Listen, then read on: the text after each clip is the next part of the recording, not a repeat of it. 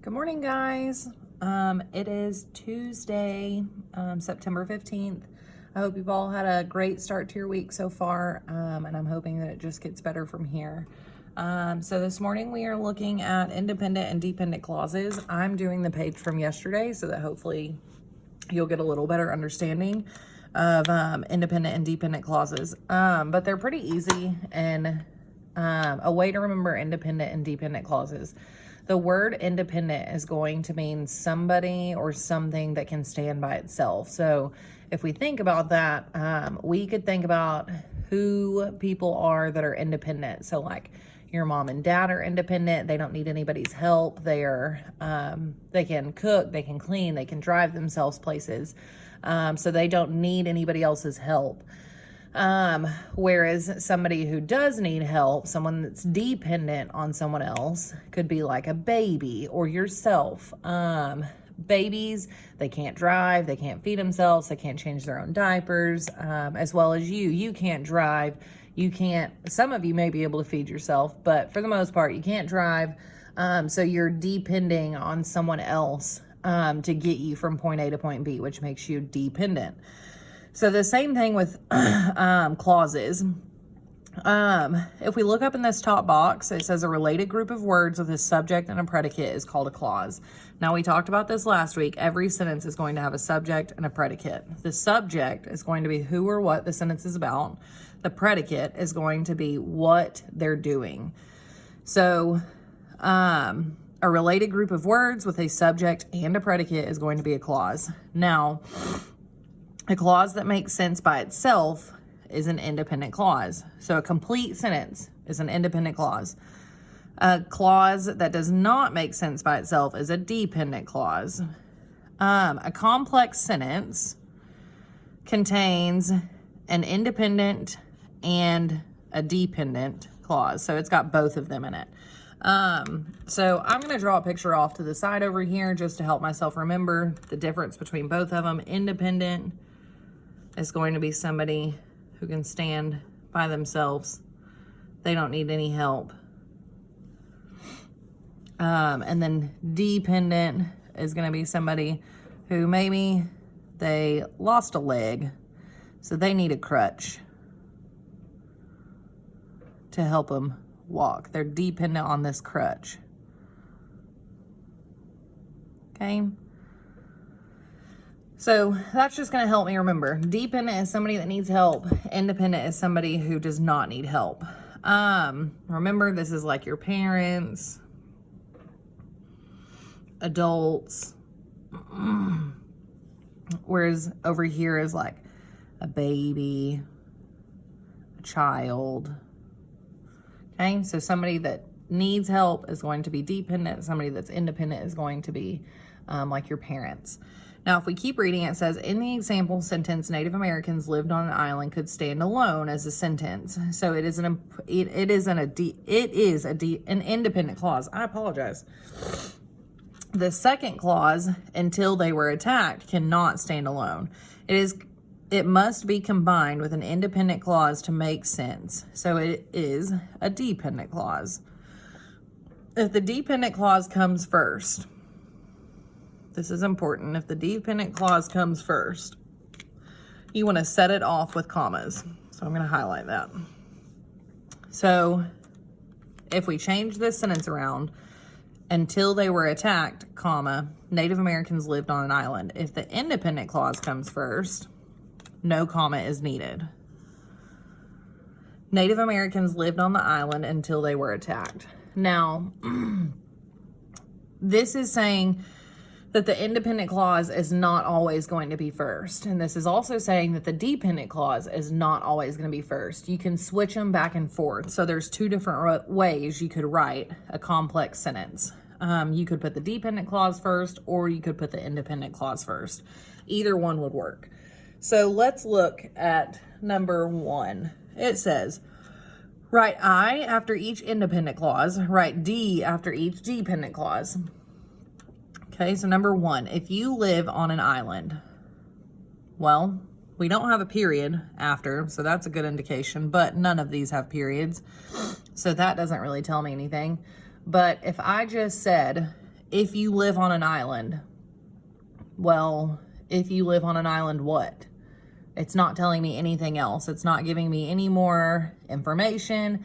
So this is going to be a dependent clause. That sentence could not stand by itself. For example, if you just randomly walked up to somebody and you said, if you lived on an island, and then you stopped, they would probably look at you like you're crazy because they were waiting for you to tell them more. So again, number 1 is going to be dependent. Okay, number 2, the tides affect your life. The tides affect your life. It's got a subject, it's got a predicate. The subject is the tides, affect your life is the predicate. So it's got both of them, which means it is independent. It can stand by itself. We could put a period at the end of this, capitalize the T, and make it the tides affect your life. Therefore, it is independent. Okay, so number 3, the water level rises. Well, the water is going to be our subject. Rises is going to be our predicate. It's got a subject and a predicate, which means it is independent. It could stand by itself. Put a period at the end, capitalize the T at the beginning. The water level rises. When the tide comes in. Well, yes, it does have a subject and a predicate, but this word at the very beginning, when, makes it dependent because we don't know what's being said after this. When the tide comes in, what? What happens when the tide comes in? Well, number 4 is going to be dependent. Again, if you walked up to somebody randomly and just said, when the tide comes in, and then you stopped, they would probably be a little confused as to what you were talking about. So number 5, it says much of the beach disappears underwater. Okay, so we have a subject, much of the beach, and then our predicate is disappears underwater. Much of the beach disappears underwater. That could be an independent clause. It's got a subject, it's got a predicate, and it makes a complete thought. Put a period at the end, capitalize the M at the beginning, and you've got a complete sentence. Until the tide goes out. Until is a subordinating conjunction. It's making it to where this sentence is not a sentence anymore. It's making it to be a dependent clause because until the tide goes out is not a complete thought. So this last one, number 6, is D. Until the tide goes out cannot stand by itself. You cannot just say until the tide goes out and it makes sense. So therefore, until the tide goes out is dependent.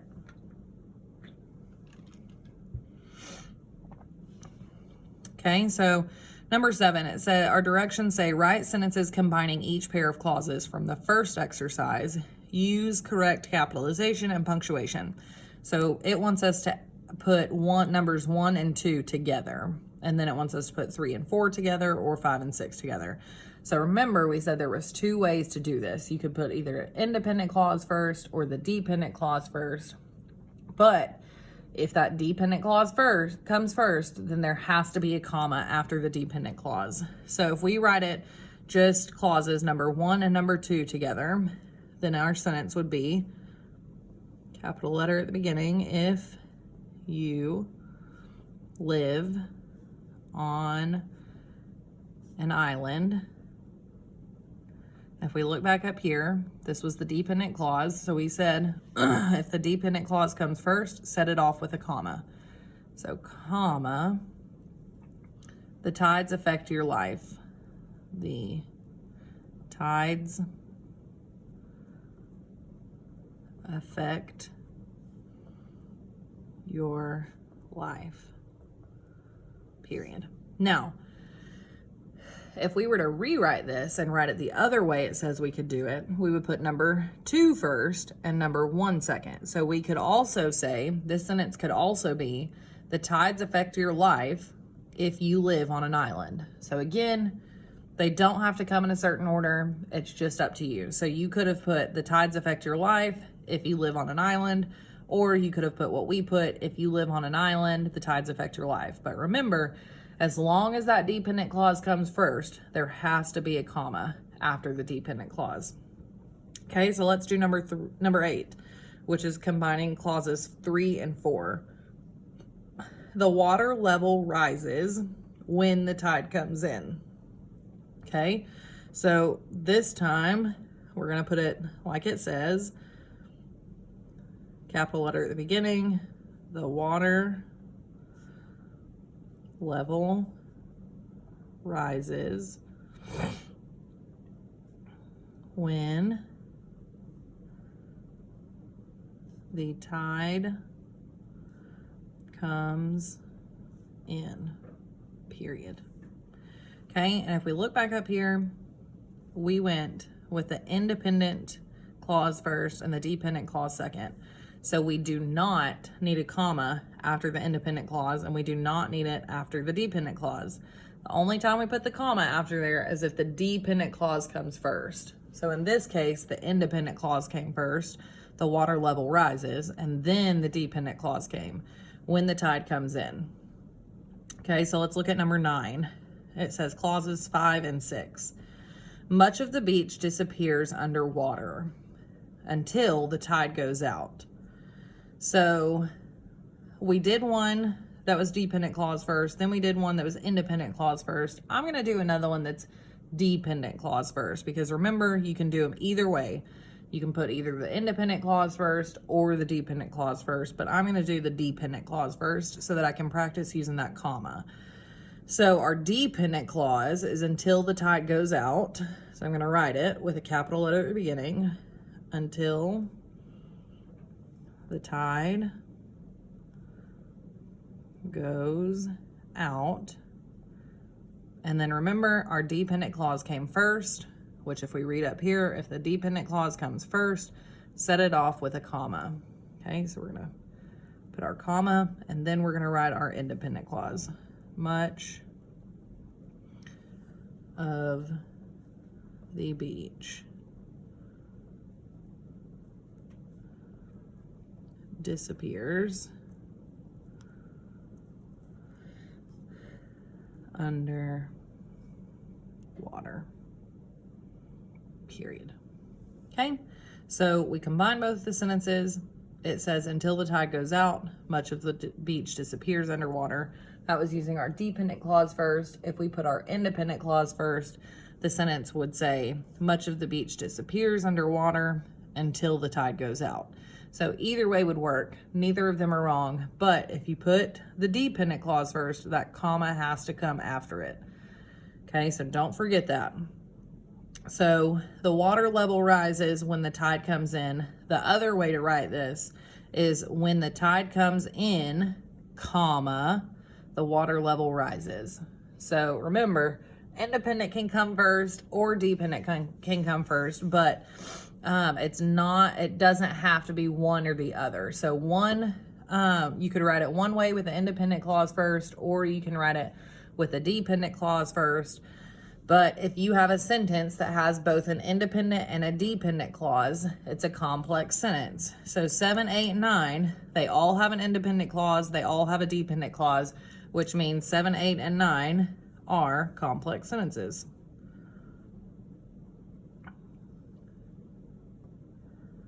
And that's just, again, fancy for saying that it's got an independent and a dependent clause in it. So remember, we drew our pictures up here. Independent is going to stand for somebody that can stand by themselves, stand alone, doesn't need help, and our examples were parents or adults. And then our dependent clause is going to be somebody who needs help,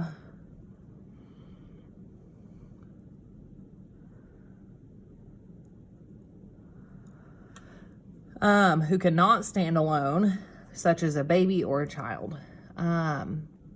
So that's how we're going to remember. Now, if y'all need any more help just call and let me know, or message me and let me know, and I'd be happy to help you in any way I can.